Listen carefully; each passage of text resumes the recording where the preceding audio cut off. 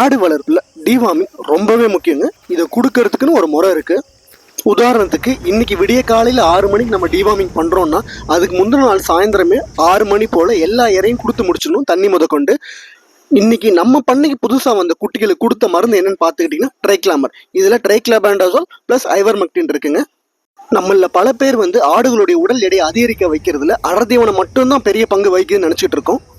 ஆனால் முறையான டிவார்மிங் பண்ணாமல் வெறும் தீவனம் மட்டுமே கொடுத்தோம்னா அதனுடைய சத்து குட்டிகளுக்கு போய் கண்டிப்பாக சேராதுங்க, வெயிட் கெயினும் இருக்காது. குட்டி ஒவ்வொன்றுக்கும் 5 ml கொடுத்தோங்க. டிவார்மிங் மருந்து கொடுத்து 4லேருந்து 5 மணி நேரம் கழிச்சு தாங்க நம்ம இறைய வைக்கணும். இப்போ இந்த பார்ட்டிஷனில் பார்க்குற எல்லா குட்டிகளுக்கும் நம்ம செகண்ட் டோஸ் கொடுத்தோங்க. ஏன்னா எல்லாமே கொஞ்சம் ஃபர்ஸ்ட் டோஸ் கொடுத்ததுக்கு அப்புறமும் வீக்காக இருக்குது, அதனால நம்ம செகண்ட் டோஸ் கொடுத்தோம்.